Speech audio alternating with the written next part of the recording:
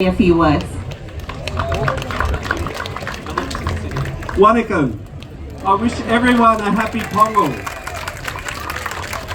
Now, I've got a theory that no one wants a long speech from a politician, so we've all agreed we're going to cut it back to 20 minutes each.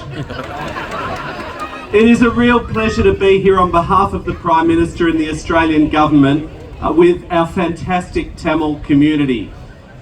From right across Melbourne, I know there's people here, but particularly from the great southeast of Melbourne, and I acknowledge particularly my friend and federal parliamentary colleague, Dr. Karina Garland, the member for Chisholm, and I think you are probably the first Australian member of parliament with Tamil heritage, Dr. Michelle Anandaraja. I'll say at a federal level, at least on our side of politics, it's a damn good thing that the parliament is finally starting to look like the Australian community. We've got a way to go, but Michelle's been doing a terrific job. Look, just two things I want to say. The truth is, there are many cultures across the world that have harvest festivals.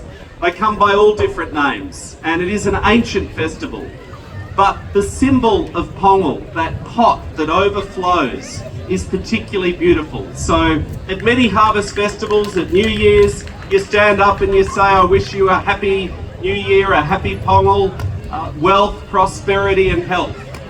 But more than that, we take that image of the pot overflowing, and I hope that is what the year ahead is like for you, overflowing with prosperity, with health, with wealth and with good times with family and friends.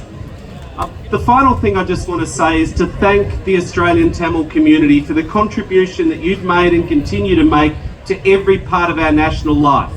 It doesn't matter what field of endeavour in Australia you go to, you see Australians of Tamil heritage contributing. To law, to medicine, to business, to community life, to the arts, to sports and everywhere else. So thank you. Because just being a diverse country is not the same thing as being a successful multicultural country. Success takes deliberate government policy, and this year we're going to celebrate in November the 50th anniversary of the Whitlam Labor government's introduction of the Racial Discrimination Act and the abolition of the old racist White Australia policy that laid the foundations for 50 years of migration, including so many people from Sri Lanka and India and other parts of the world with Tamil heritage. It also takes investment, and I acknowledge the Victorian government for your support for events like this, but most of all it takes leadership, political leadership, faith leadership and community leadership. So thank you to all the volunteers who put in their time, get up early in the morning, organise the stalls, the events, the artists, to allow community to come together and pass the culture on to the next generation. So thank you very much on behalf of the Australian Government. I wish you a great afternoon.